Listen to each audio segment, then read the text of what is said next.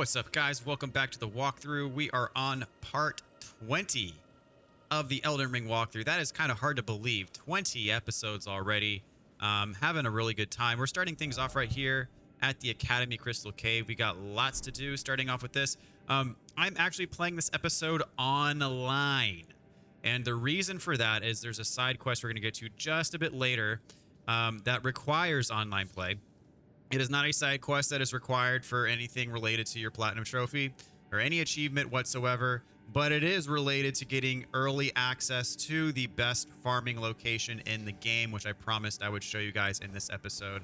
I'm in this cave. I'm actually going to use my torch just because it is a bit dark, and there are lots of enemies that we don't want to be surprised by. So once we turn this corner here, we're going to be in a spot that has a lot of mages that we're going to have to take care of systematically, lest we get spammed to our doom. So you see these blood spots on the floor. That's because I'm playing online, and, you know, that's part of the online experience, seeing where other people died. So this first one I'm going to sneak up on and get a backstab. And there's going to be a few others around here that want to join the party. I was hoping to be able to get this guy by surprise, too, but I'll wait for him to come to me because I don't want to alert the others. Well, is he just going to stand there and cast his magic? Okay, whatever. That's fine. I'll let him do that. There's a trio over here. So don't rush in because these guys will spam you to death. And that's not fun for anybody. So I'm going to sneak up on this guy, get a backstab. The other two can know I'm here. I don't care. They're going to try to hit me with their books. So one, I don't mind seeing me, but 3 or 4, that's bad news. Over here we have an item. Got some cuckoo glintstones. Gonna raise up my torch for some extra light here. And there's actually some pretty solid loot in this cave. We spent 2 stone sword keys to get in here, so there may as well be some good loot, right? So over here, shockingly, no enemies in this little spot. But here, we get one of our stone sword keys back that we spent to get in here. And yeah, I see there's all these messages all over the floor. That's because I'm playing online. Normally, during my first playthrough, I don't like to play online because some of these messages have kind of spoilers. Like, they warn you of stuff that's ahead. And it's like, I like to be surprised by everything. So in general, for my first playthrough, I'm going to be playing offline, and that's just the way I like to go about it. Hold on a sec. Just want to make sure I didn't miss anything. Yeah, there's nothing in this corner. Yeah, we're good. Silver Firefly. Betrayal ahead. Okay, whatever that means. All right. So we are going to open up this door, and you can snipe this guy. That's what I'm going to go ahead and do.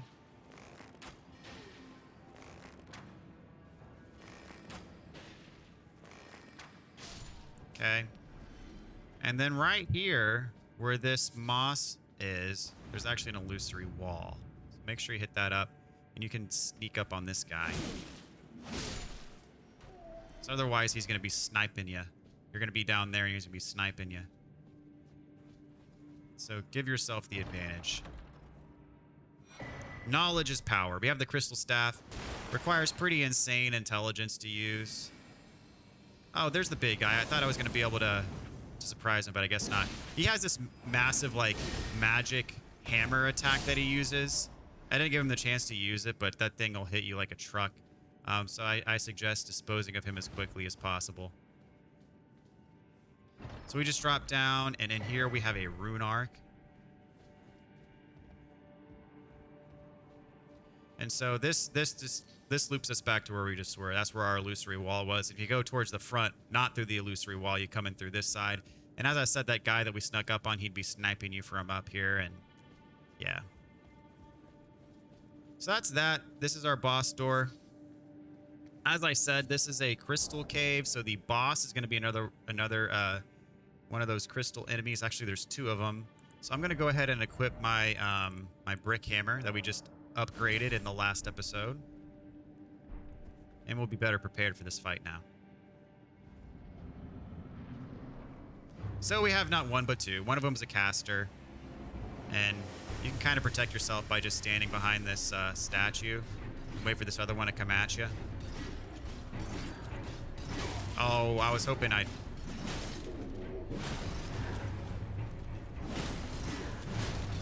Eventually I'm going to get a stun.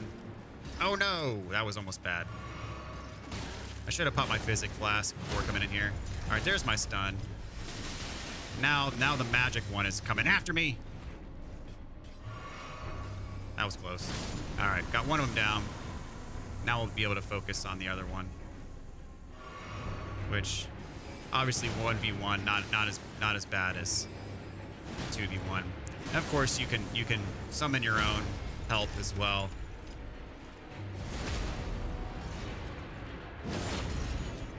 And follow up with a charged heavy. And that is that, ladies and gentlemen. Okay, so put the Bloodhound's Fang back on. We got the Crystal Release, which is one of the spells that one of the Crystal Ladies was using against us. And I will go ahead and put my shield back on. So we can warp out of here, but that's not what we want to do because there is an elevator that takes us to the top. And it is a long elevator ride. So as I said, we're going to be engaging in a side quest in this episode that takes us to a farming spot. The side quest is not required for platinum. In fact, I didn't completely miss it, but I did not participate in it extensively in my first playthrough. But this area that we go to, it gives us early access to an optional area of the game that has an optional boss. Now, this optional area that we're getting early access to, I say early access because this is meant to be the area that we're going to get to after doing the side quest, is meant to be a very, very, very late game area. But there is a very efficient way to get runes quickly in that area. So I'm going to show you exactly what I mean. So up here, that's why we didn't warp out of the cave, because up this elevator, we get Terra Magica. So what that is it allows you to like create kind of a zone on the ground that enhances your magic attacks as long as you're casting from within that zone. I mean, it sounds cool in principle, but for fights, you're going to be on the move a lot. If you're a caster, really, it's not going to help you all that much if you're moving around a whole bunch.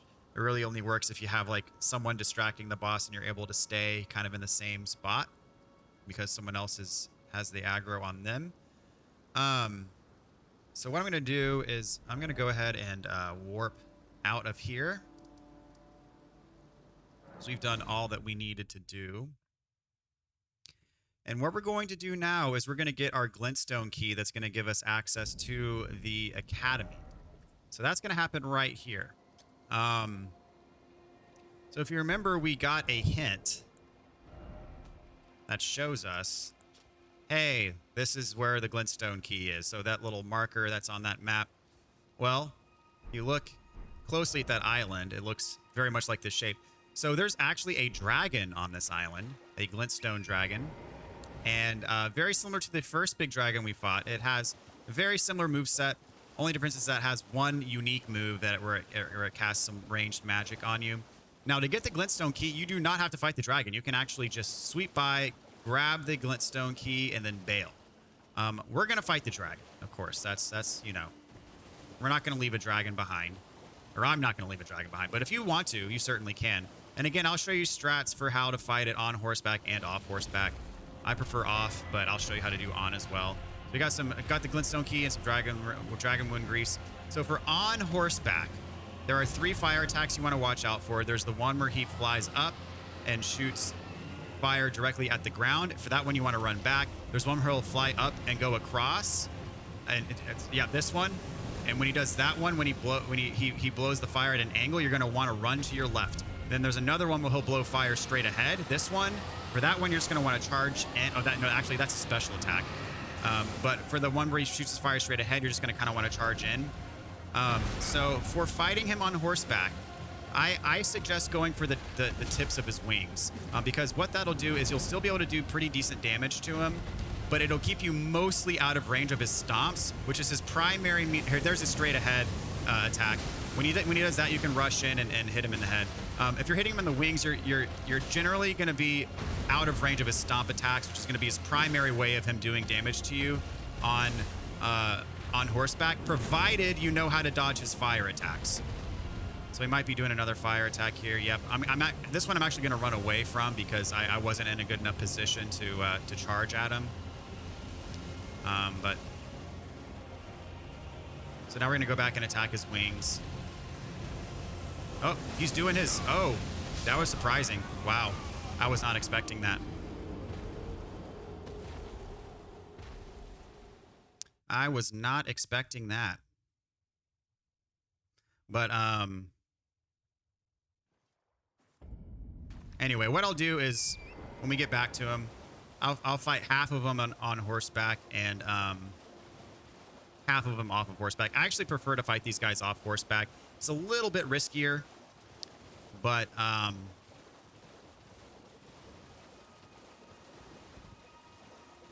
quicker, I would say, and in my opinion, more fun.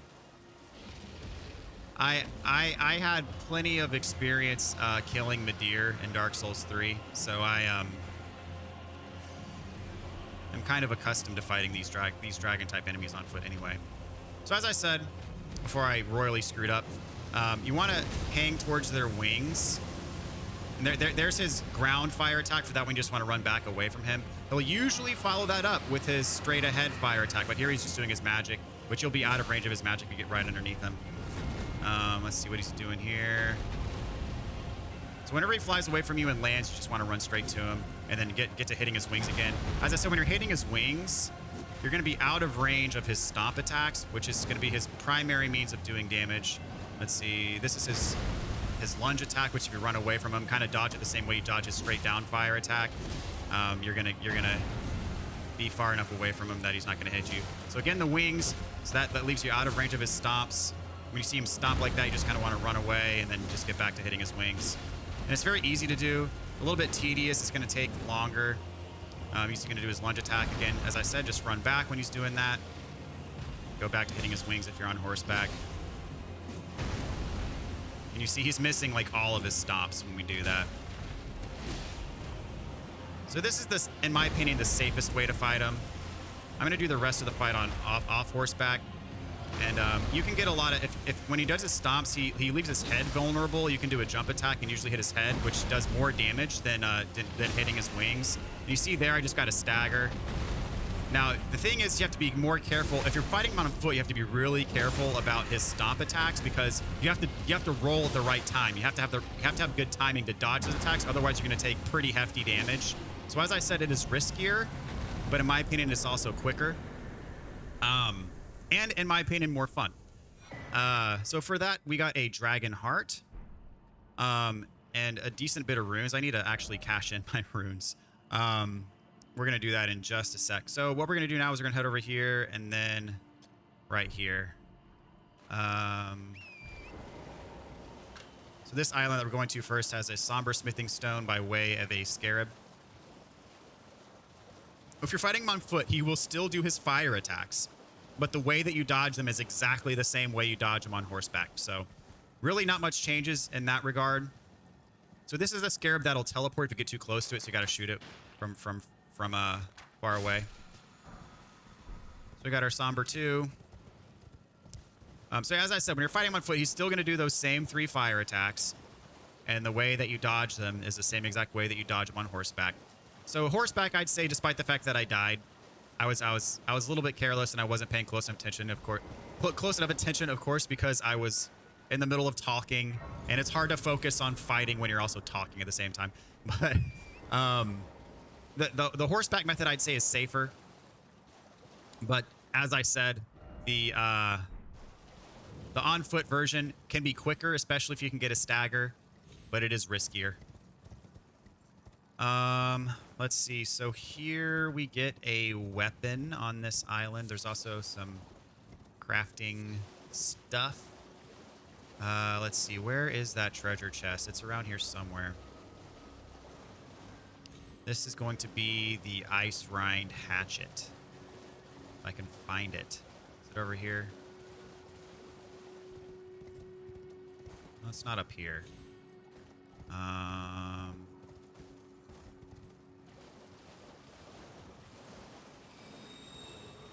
Watch out for those things. Dang it, where the heck is this stupid treasure chest? Here we go. Show you, well, I can't show you where it is on my map because I can't access my map right now. I'm gonna try to hide. The enemies still know I'm here, so I can't show you, unfortunately. So we got the Ice Rind Hatchet. There we go. Ice Rind Hatchet right here.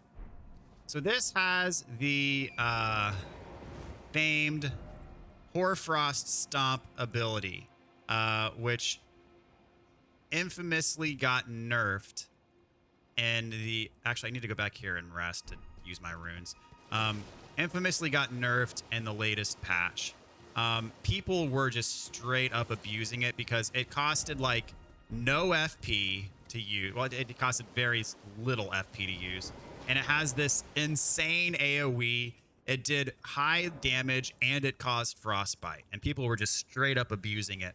And so they nerfed it. But despite the fact that they nerfed it, it is still pretty dang powerful. So it is still a viable option to use. Let's see, I need another 8,000 to level up again. I'm going to go ahead and see if I can use enough runes to level up again, because what we're about to do now is risky from a runes perspective. Let's see, I have 7 of these, so I need 6,000 or 8,000. I think if I use 4 of these, that'll give me 8,000. Yeah. Oh, I need like, what is it? 200. So I need to use like 2 tier 1 runes. All right. So yeah, Ice Rind Hatchet has Hoarfrost Stomp as its weapon ability. Hoarfrost Stomp was used very prominently also in speedruns because that's how powerful it was. It was the best option for the speedrunners to use. So needless to say, people were abusing it in the main game and in PvP. So, and then we're gonna head over here, which is the Blood Church.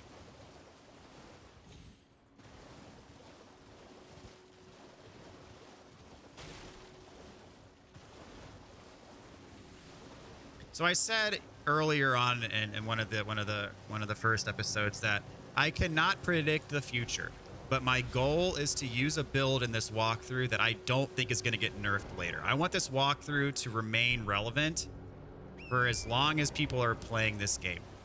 And so the Bloodhound's Fang, I consider doing just an all-out bleed build for this because a bleed build is very powerful in this game.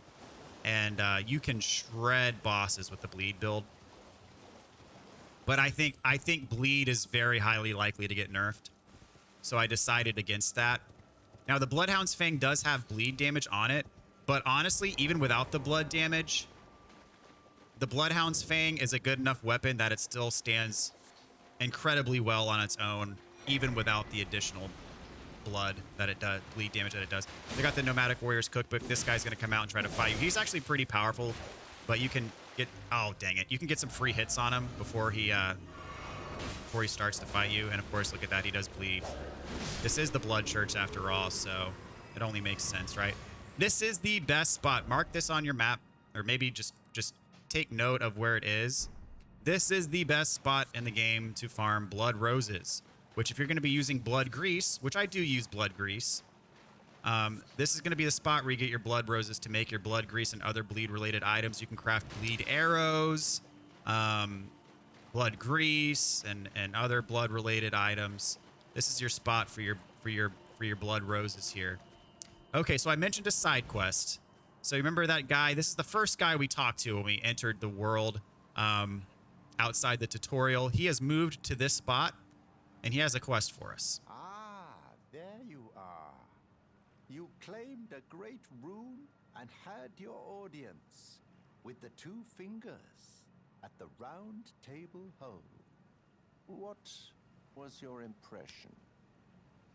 So you have to say that they did not seem right. Aha. Your intuition serves you well. My doubts had been piling up, you see. The words of the two fingers cannot be trusted. Truly, naught but rambling, senile delusions. I believe that when the Elden Ring was shattered, the two fingers were corrupted, their guidance skewed. Even worse, the fingers harbor no love for our kind. That's the part that irks the most. Oh, I have a gift for you, something fit only for the wise. Okay, so we get 5 festering bloody fingers A from him. means for circumventing the draw of the two fingers. Give it a try, won't you? And if it please you, may we meet again. I've high hopes for you, my lambkin. Okay, so first things first, outside of the church, right around here, I missed a Ash of War. I'm going to go back and get that real quick. But about those festering bloody fingers, the reason why I have to be playing online for this quest is because the festering bloody fingers are an online item, multiplayer item, I should say, that are used specifically to engage in PvP. So if you use a festering bloody finger, what's going to happen is you're going to invade. We just got the Blood Flame Blade.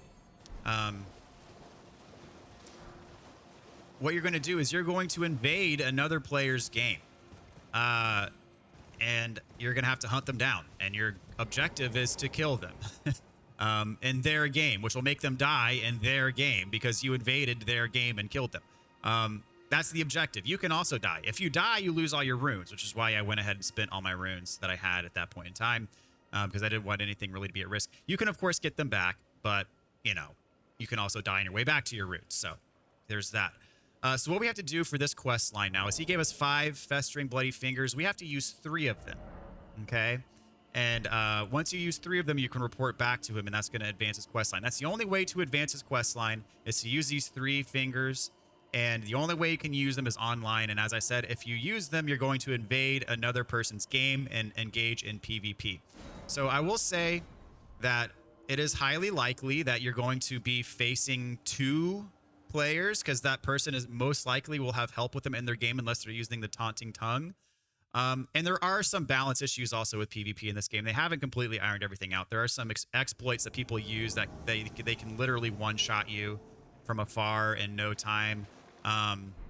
You know, this game isn't perfectly balanced yet, and all the kinks haven't been ironed out yet. But what I did is I used one of those fingers, and I'm in someone else's game, and I'm trying to hunt them down and dispose of them. There's actually a... they might be cheesing me. Because there's a way that I think you can hide on that roof as the player. And as an invader, you can't mount your horse, so you can't get up there. He died. Okay, so anyway, that's that. I guess maybe he wasn't hiding up there, but he died to something. Or no, that wasn't the host. That was someone else who died. So there are spots that people will hide that you can only get to on horseback. Oh, there we go. This is another invader though. I don't see why he's trying to fight me. But anyway, our goal is to kill the host. I'm not the host. And he's not the host. But you'll notice, see that little yellow icon on my compass? That is supposed to indicate where the host is. This guy's trying to fight me even though we're supposed to technically be on the same team. I don't know why another invader is trying to fight me, but whatever.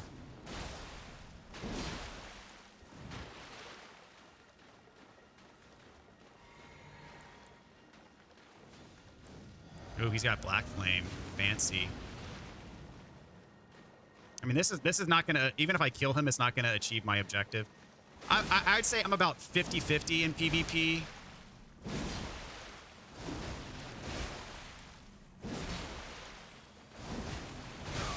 Oh, I was trying to get smart there. Oh, well. And that attack, I think, keeps me from healing.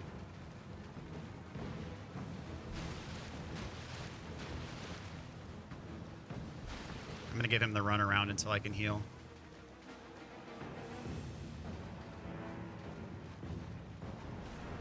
Whoops. I didn't even mean to use that item. What that does, that item, when you invade, you automatically get these 3 phantom bloody fingers in your inventory. And what it does is it resets the encounter.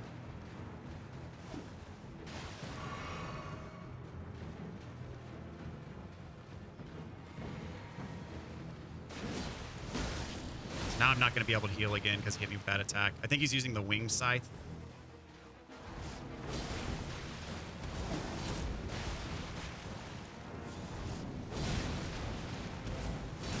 Ha! But he's not the host, so that doesn't end this encounter, unfortunately, because you have to kill the host to end the encounter. I need to track down the host, and he might be on top of one of these roofs, which means I'm not going to be able to get up to him, because sometimes people just camp out up here, and then they just wait for the invader to quit, and then that gives them the reward. So if you successfully invade, you get a rune arc.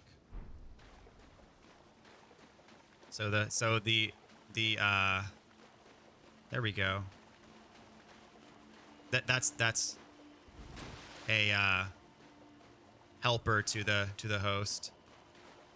Okay, we're being courteous here. I'll bow. But also killing this person is not going to end the encounter either.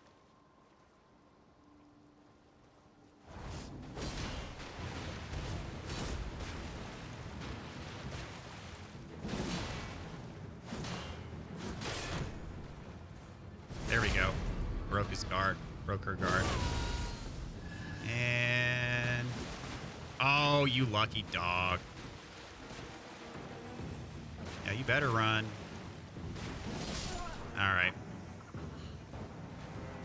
Now I'm fighting another invader. Like, let's get together and kill the host like we're supposed to do. Like, let's not fight each other.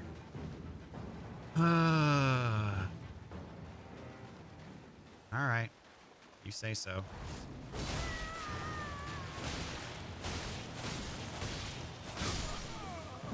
I don't care. I was spamming R1. I was spamming R1, and if I'm not going to be able to fight the host, I don't care. That was the 3rd person that I had fought that I was not even going to get a reward for killing. So anyway. So as I said, your runes are going to be dropped at the spot where the PvP actually happened. And I had like, what, 600 or 800 runes, so I don't care enough to go back and get those. So the thing about this side quest is it doesn't matter if you win. You just have to engage in 3 PvP encounters by using your bloody fingers. And as long as you engage in the encounter, that's all that counts. You don't have to win 3 times.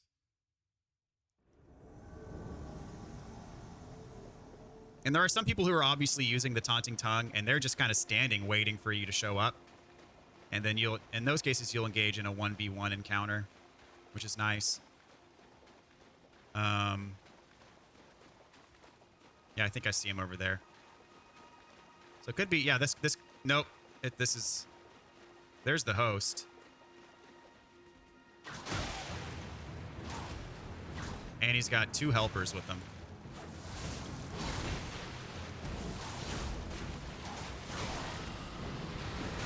Ooh, dragon magic. Scarlet Rot. Fancy.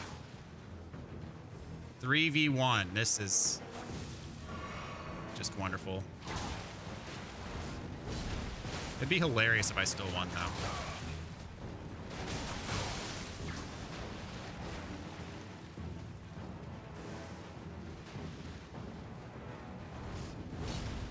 I'm trying to catch him over pursuing. And then trying to get him with the Bloodhound's finesse.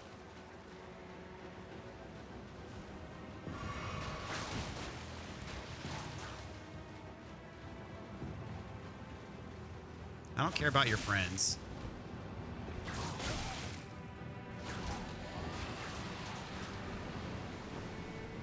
There's some range on that Scarlet Rot attack. All right, come here, buddy. Oh, you got a bow too. That's nice. Well, I'm about to die because of the Scarlet Rot. So I might as well charge in and try to get this guy. Come on, let's do it. Let's go, let's go, let's go. He healed on me. Oh, come on. That was close. It was a 3v1, and it was a valiant effort.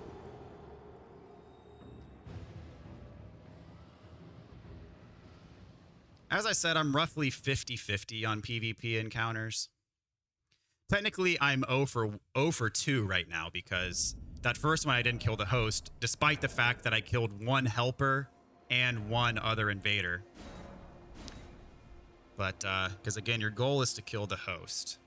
And that one I was ignoring his 2 helpers, and then I, almost baited him into an untimely death, but he got away in just enough time to heal up.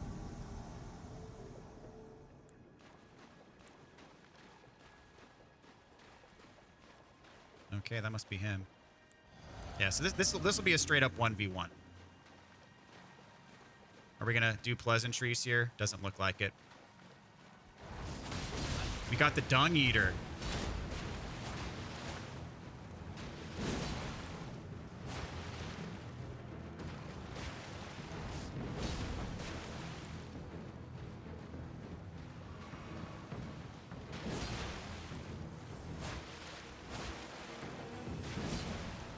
Oh, I don't want another invader. Oh, whatever.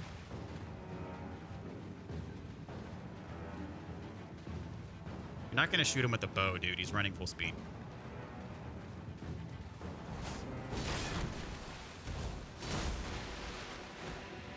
Oh, I'm getting hit by that poison too. I mean, so this is a 2v1 in the other direction.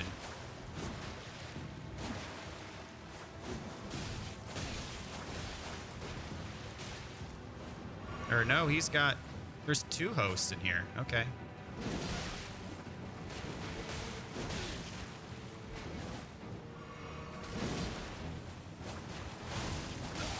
Oh, nice.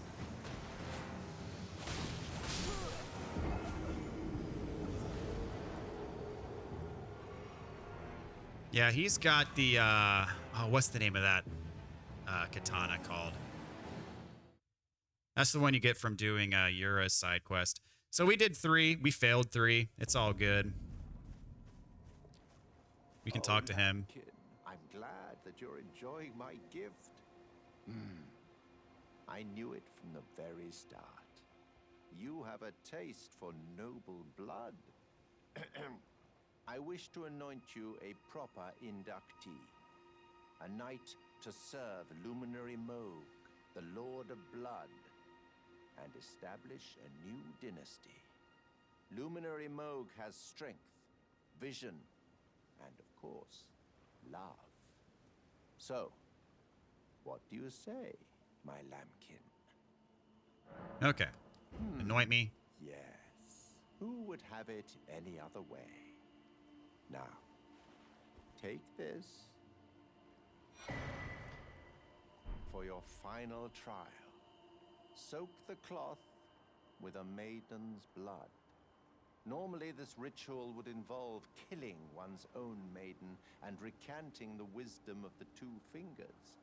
But since you are maidenless, the blood of anyone's maiden will do. Okay. I actually want to do one more invasion just to see if I can get a victory here. I'm gonna craft some blood grease. You see, we need the blood roses and the root resin to do that. Then I'm going to throw on the blood grease. We'll do one more, just for fun.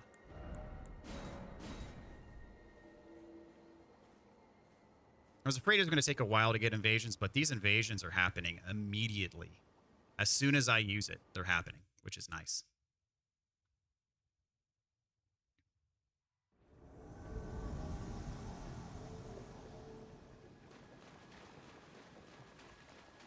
Invader trash.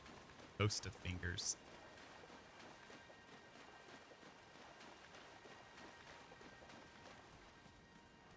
Looks like we already got a battle going on here.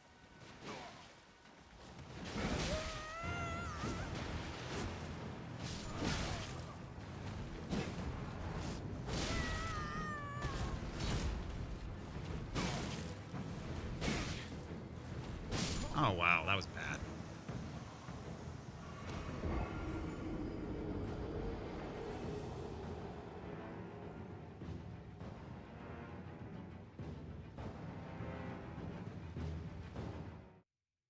They both had they had the matching scythes. Ugh, I want to get a victory.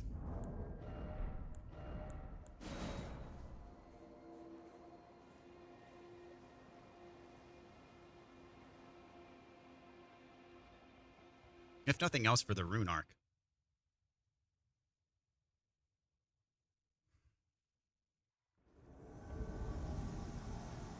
Oh, it's probably a guy hiding on the roof. Dang it. Yeah.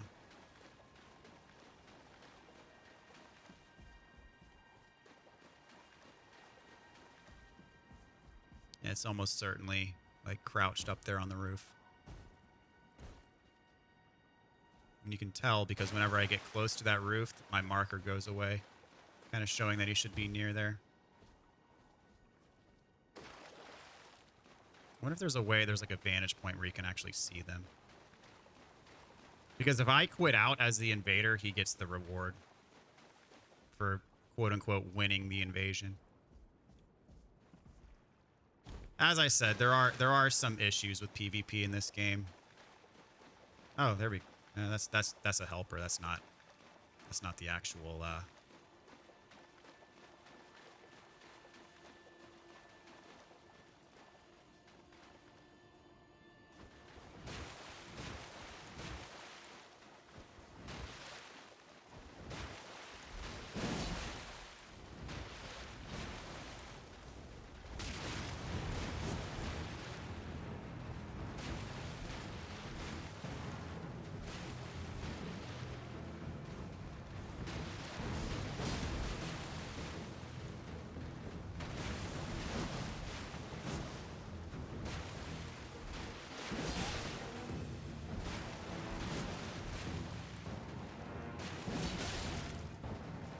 Oh, you got your bubble. Ooh, and Bloodhound Step, huh?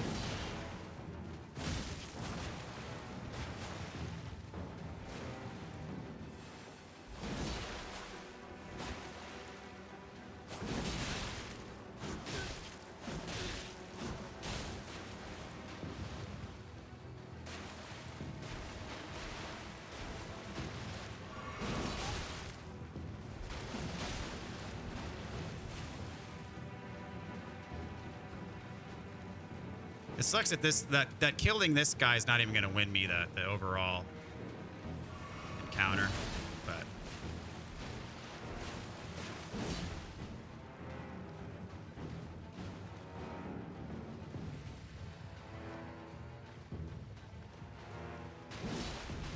since I'm pretty sure the host is hiding on the roof, if I can manage to get this guy, I'll call it a victory.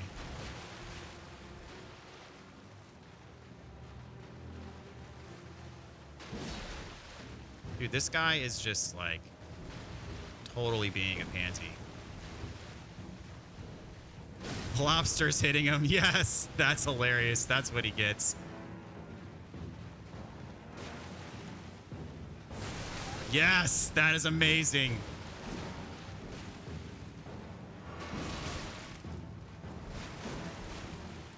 He's got to be almost out of healing by now. And I think, dang it, the other, how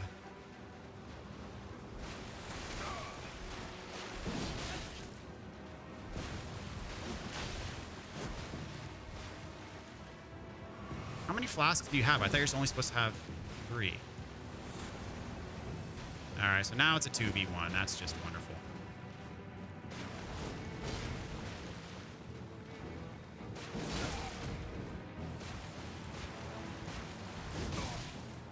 I have won a 2v1 before.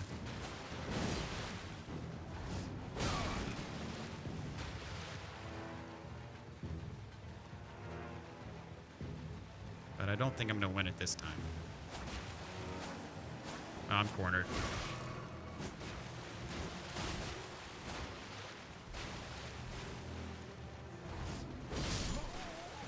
Haha. All right.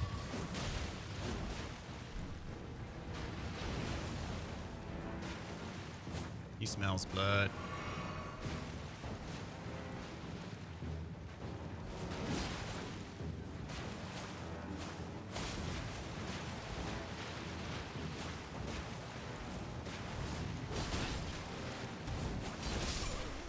All right. That was a 2v1 win. But granted, the host is still alive. I want to see if I can get the host.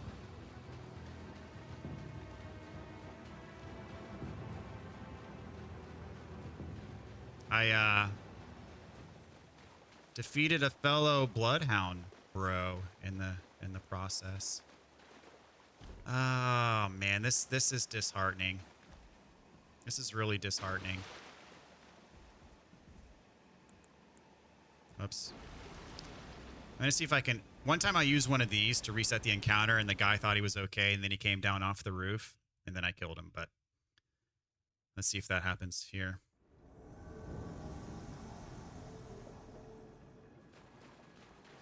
No.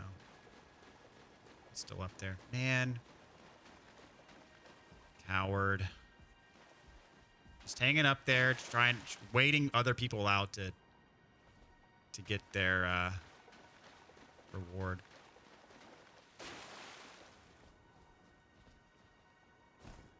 You know, after I'm done recording this, I'm going to be going to bed. I'm literally going to invade until I find someone doing this, and then I'm just going to leave my PS5 on all night. Like, just to mess with them. Because this is severely annoying.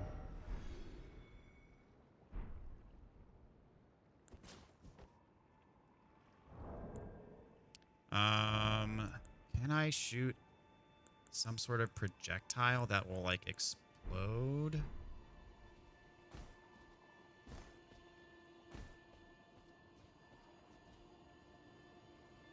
There's got to be a way to deal with this. Do I have the telescope? Did I buy the telescope? I don't. Did I? Yes, I did.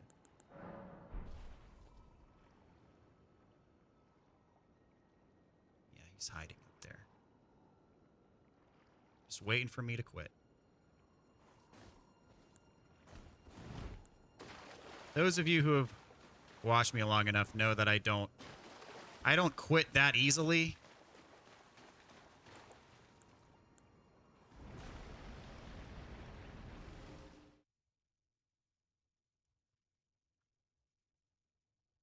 But I might have to, just for the sake of moving on with this episode.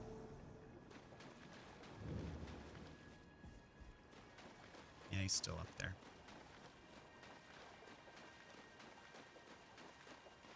And take a, even though it wasn't the host, take a 2v1 victory with me. But yeah, he is definitely. Ooh, is that him? That is definitely him right there. Hold on. Can I do a mighty shot? You can't aim while doing a mighty shot, though, unfortunately. Yeah, that's definitely him. What a freaking...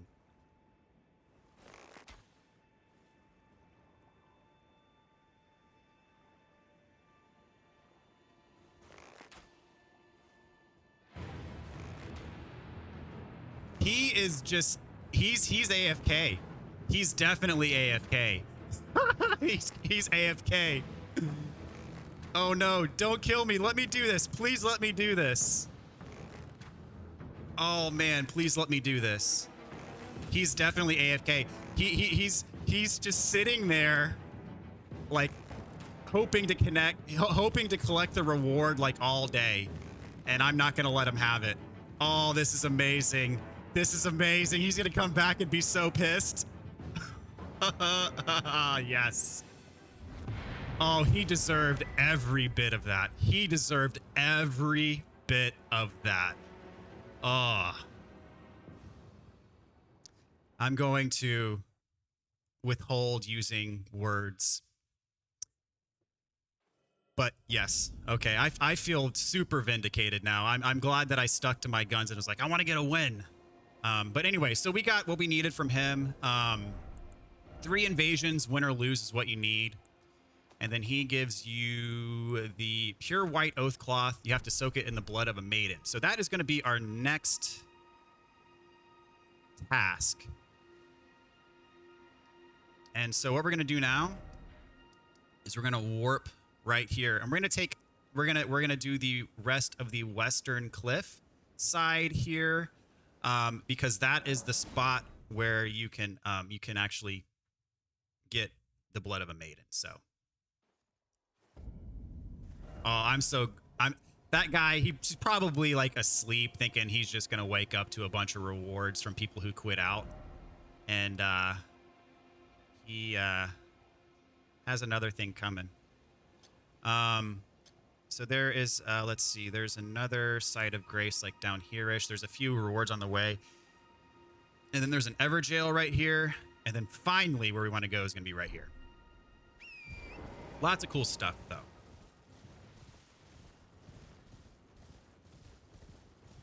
So up there is where we're headed, actually. That's our final destination. All the way up there.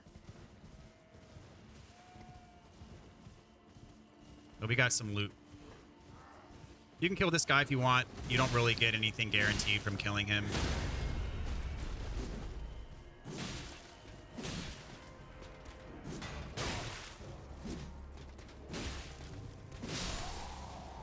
I happen to get something from him. Got the Cuckoo Knight Helm. Not a guaranteed drop. So here we have another wagon being pulled by a couple giants. So I'm just going to hit one of them in the leg, which will stop them from moving forward. And then I'm going to run and get the loot. And then I'm not going to fight this entire army.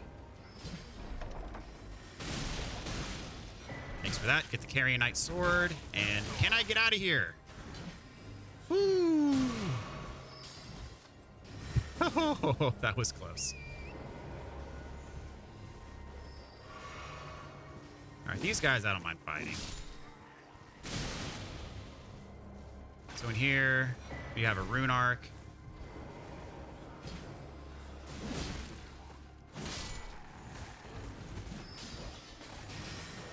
I shouldn't be doing this yet, honestly. I need to go down. I need to take care of the other stuff that I need to take care of.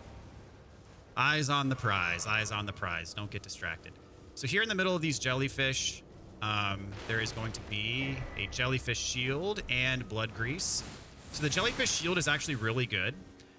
Its ability gives you a 20% boost to physical damage. But you have to use the ability in order to get that. It's not like a passive, like for example, the Turtle Shell Shield has a passive stamina boost feature. The Jellyfish Shield, you have to use the ability to get the damage boost. So over here, there's some bats. There's actually also one of the singing bats that gives you a level 6 rune. I'm going to focus on the singing one. Or maybe not. Maybe I have to get these other ones too, as annoying as they may be. Going for your grab. Nope. Up. There's your grab attack. All right, that's all I wanted was the rune, this level 6 rune. And now these guys are gonna be after me, so I might as well get rid of them, or I can just ride off. That's what I'm gonna do. I hate bats. I really hate bats.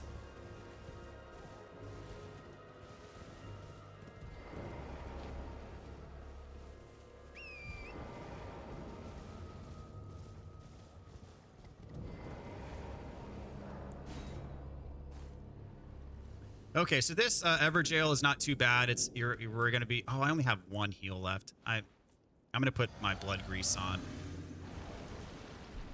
Then I'm gonna take it off of my hot bar. So this is a giant troll enemy. We know how to fight these.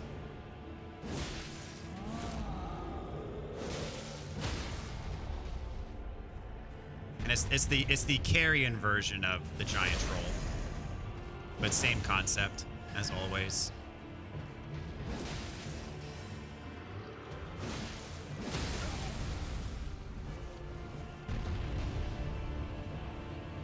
So what the blood grease does is it makes it so your weapon will induce bleed quicker than it normally does.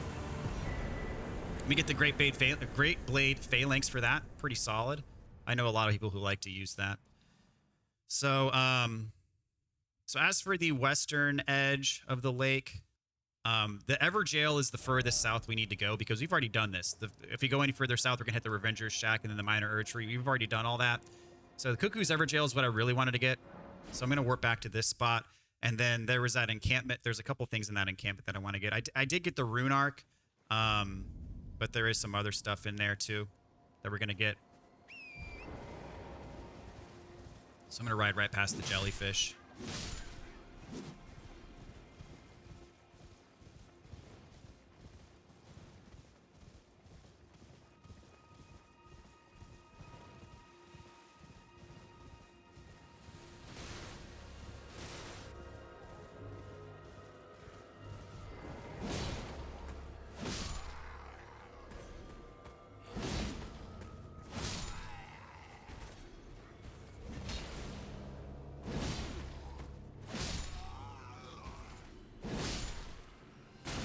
There is a guy sniping me from up there.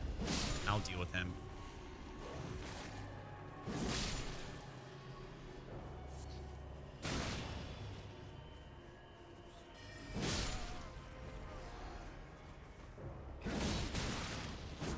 Whoops, why am I targeting the wrong guy?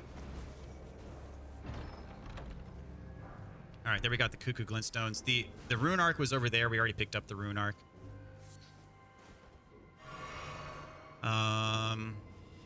So up here we got a pumpkin head. I'm gonna stick around to his back, then do a bloodhound. Now, time to dispose of the guy up here who's driving me nuts. Could have shot him with my bow, but oh well.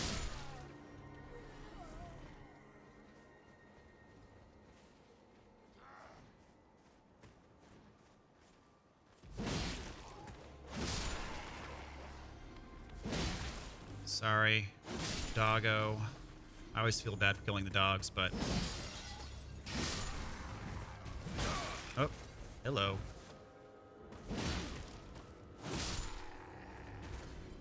Alright, got 2 treasure chests up here. Oh, and the elite.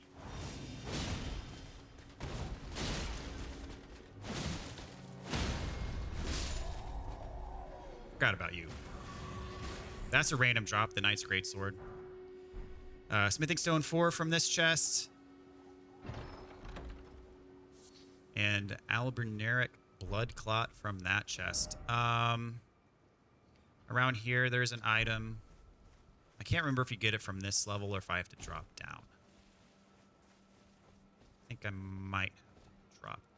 No, is it from up here? No, I have to drop down.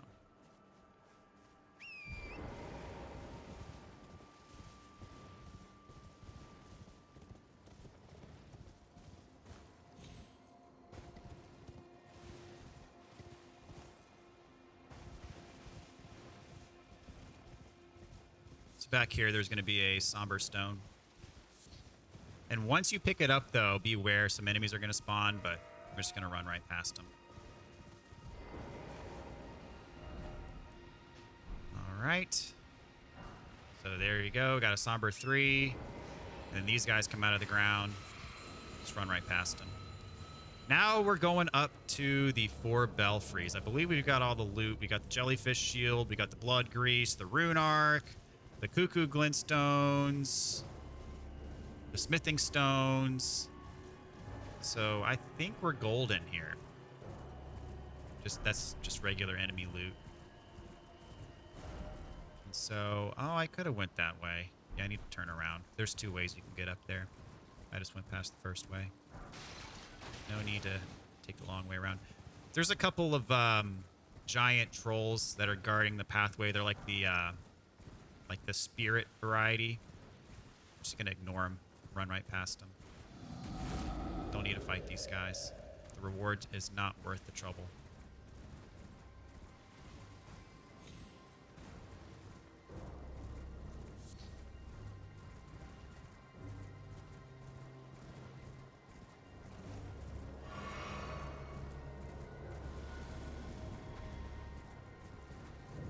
All right, here we are, the 4 Belfries.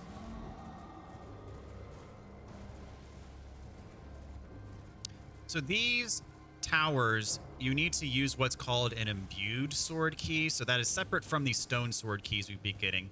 We do not have any Imbued Sword Keys. To my knowledge, there is exactly 3 of them in the game. I know where all 3 of them are.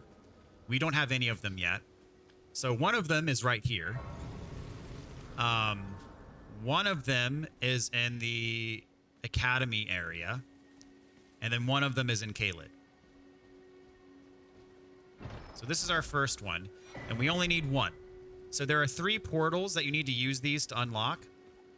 But the one portal that we are going to unlock right now is the one where we can go to get the Maiden's Blood that we need for this side quest. I'm just going to double check. Time for revenge. Yes, Precipice of Anticipation. So on the map, this is the one you're going to want to hit, kind of the northeastern belfry. So use your Imbued Sword Key right here that we just got. It's going to activate this warp point. And it is going to take us somewhere that should ring a bell.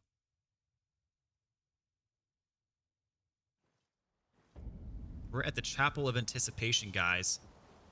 This is where our journey began, and we're about to get some sweet revenge on an enemy that killed us right at the very beginning when we were ill prepared.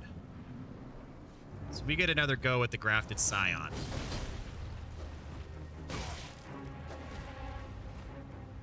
So you see it can still, you know, pack a punch.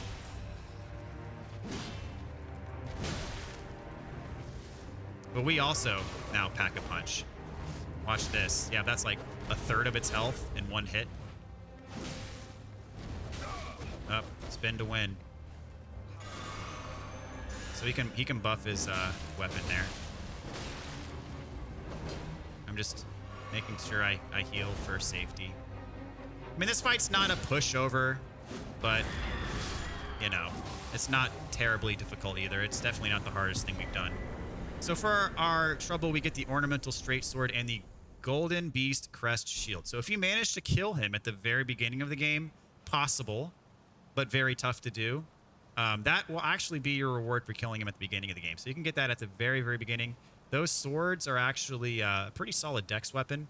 And you know the way he enchanted them kind of halfway through the fight? You can do that. That's basically that weapon's special move, is to enchant the blades. So what we're doing now is we're going up here. This is back where we started. This door is open now. Before, it was shut and you could not open it at the very beginning of the game, but we can get in here now. And this is the Stormhawk King. It is a key item. It is needed for a side quest later on. You cannot use it yourself, but you give it to somebody as part of a side quest. And then we get this Stormhawk Bean. That's a ash, summon ash that we can use. So here is our maiden that we need. We can dye the cloth with Maiden's Blood. So we get the Lord of Blood's favor. So we're done here. We are going to warp back here to the fallen ruins of the lake. And we're going to go back to the Blood Church and talk with White Mask Var. Vare, whatever his name is. And we're going to show him our maiden-soaked cloth. And he's going to be impressed with us.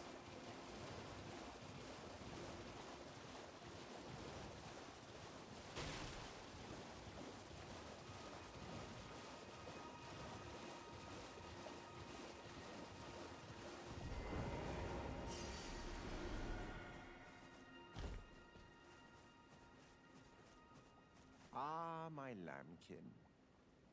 You've completed your final trial, and with this, you are a formal inductee, a knight who will assist Luminary Moog, the Lord of Blood, in the establishment of a new dynasty. Now, give me your finger. This noble blood will be an immutable badge of honor once it settles inside of you. Okay, you have to offer your finger.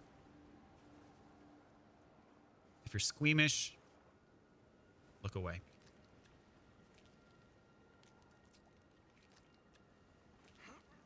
Oh, good heavens. Clench your teeth or something.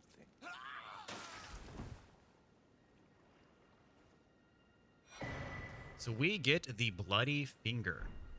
Oh, and talk to him another again. thing. You should have this.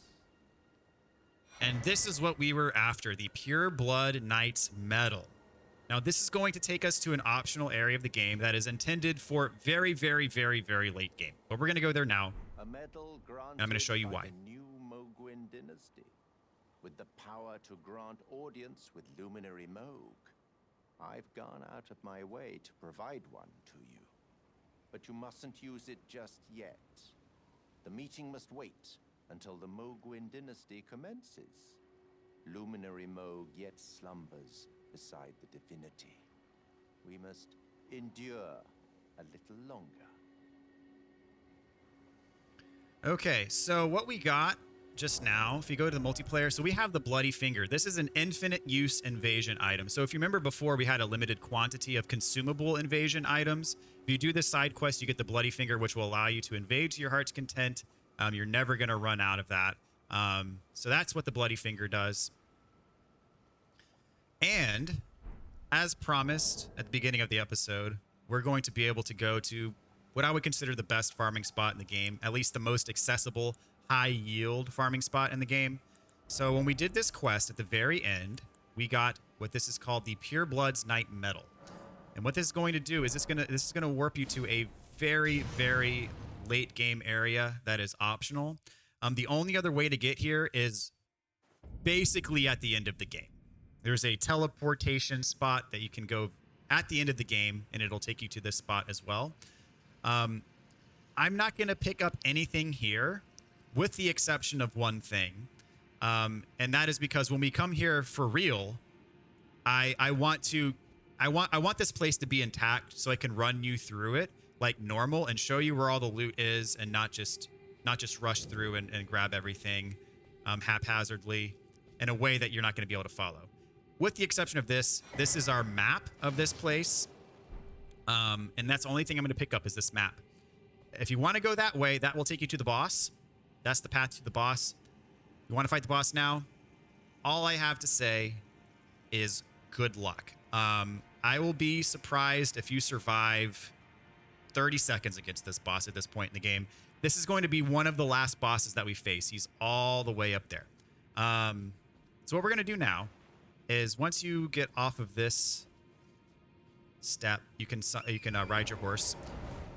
So this is another underground area where we're at. See, remember, this is the Ansel River where we were at last time, and this is a different spot underneath Kaled that we're at now.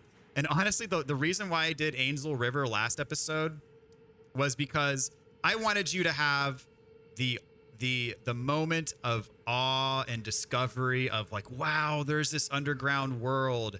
That's amazing. We're going to explore it.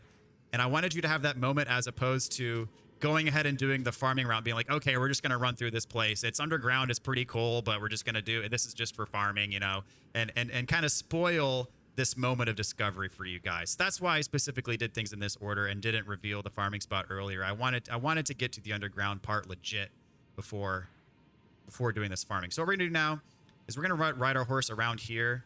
This is going to be our goal to get to here. And then all the way up here is going to be a site of grace that we're going to get to.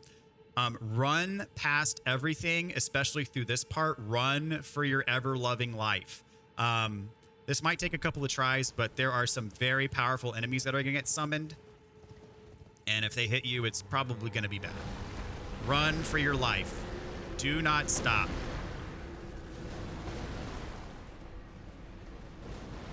Okay, we made it. At least for now. So definitely get big-time Bloodborne vibes from this area, for those of you who have played Bloodborne. I don't have to explain why. All right, run past all these guys. As I said, I'm not picking anything up because I want to maintain the integrity of this location. So when we explore it later, legitimately, everything that should be there is there. The only thing I'm going to do is unlock this Site of Grace. The only other thing I did was grab the map. So, are you ready? I hope you're ready. I'm going to need to level up. So I need 3,000 to level up. Because I'm going to show you the way to farm, but as I said at the beginning of this playthrough, I don't want to farm as part of this playthrough because I want to show you that this game gives you ample opportunities to level up without farming. But that said, I know many of you watching this guide are probably going to want to know a farming location for whatever reason. There's plenty of reasons that people like to farm, and that is a-okay. I just don't want to farm as part of this guide. I don't want people to feel like they have to farm in order to follow what I do. But I know there are those of you out there who would like to farm and like to know how to farm, and so that's what this is for. I need to get 3,000 extra runes. I'm just gonna guess. Really, 4,800. That's close enough. Close enough. So I'm gonna get up to level 30 here, and vigor, 54 overall, which is pretty solid actually, for this part of the game. So, farming spot. You want to stand right here on this rock. Take out your bow. You're going to want it to be a long bow, I would say, because you're going to need the range. Shoot that bird. That bird is going to run off the edge. Give you 11,000 runes. All you got to do is rest up. Go back to your rock. Shoot the bird. Oops, I used a fire arrow there. I did not mean to use a fire arrow. And sometimes the tree can like block your arrows. You just got to find the right spot to hit it.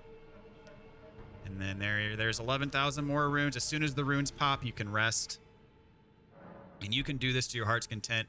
You could probably get to level 100 in like an hour by doing this. If you do this repetitively for an hour, you could probably get to level 100 or close. And there you go. So, I mean, you can see just for doing this for a few minutes, I mean, pretty insane amount of runes. So, there you have it, ladies and gentlemen.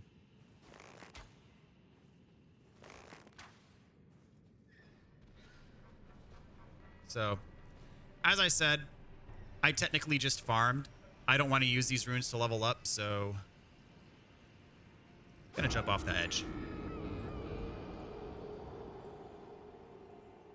Because, again, I don't want people to feel like that they have to farm to follow my way through this game, to follow this guide. But by all means, if that's what you're out to do, if you're trying to, you know, level up certain stats to get us to use a weapon, or if you just want to be, you know, level 100 for the next dungeon, or whatever the case may be, whatever it is that you're out to do, here's how you do it in a very time-effective manner. So what we're going to do now is we're going to warp back over here right outside the gates of Academy of Rhea Lucaria. That is what we're going to be doing in the next episode. The next episode I'm going to feature as a quote-unquote story path episode. So I'm going to do one more side quest related thing out here before continuing the main story. But that side quest happens to be beyond these gates. So we have the Glintstone Key. We got it earlier by killing the dragon. Or not by killing the dragon, by getting the Glintstone Key that's next to the dragon. You do not have to kill the dragon to get the Glintstone Key. So that warps you. If you want to go to the Academy, you go right there.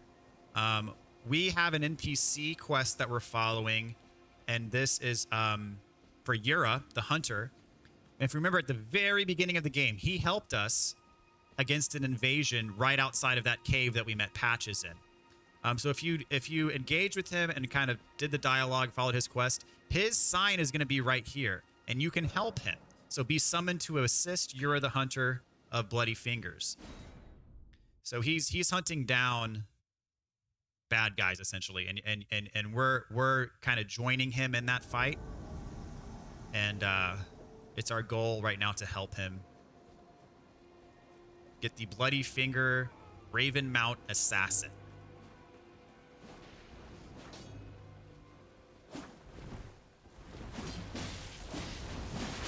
And this is not a hard fight, especially since we're kind of ganging up on the guy. He's sporting the Wolverine claws, though.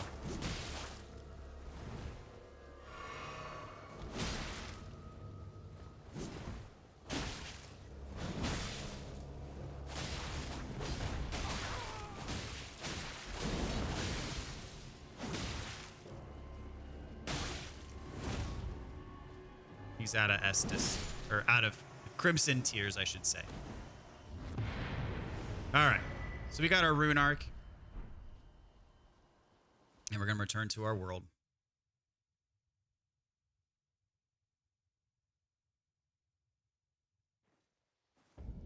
So once we're back, we get the Ash of War, Raptor of the Mists, and then he should be standing over here somewhere. We can talk to him. Here he is.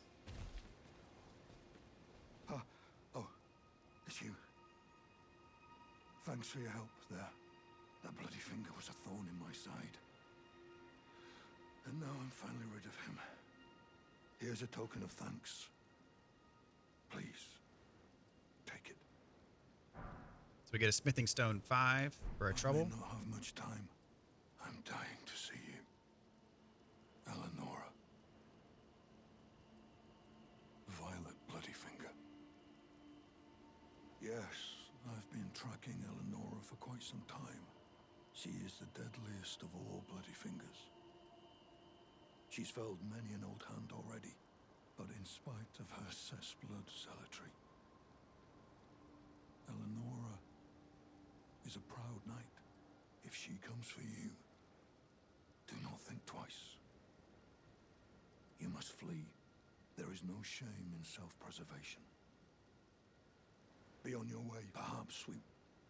Be on the Okay, house. that's it for him. So Eleonora is a person we're going to meet later, kind of along his quest line. So yeah, that's that. I'm going to warp right back here outside of the academy, and that's where I'm going to start the next episode, and we're going to start right there and take on most, if not all, of the academy in the next episode. So anyways, thank you guys so much for watching. Really had fun with this one, doing some PvP finally. And we accomplished a lot. So hopefully you took some things away from this episode. Hopefully it was of value to you. Thank you guys so much for watching. Really appreciate each and every single one of you guys. I'll catch you guys in the next one. Take care.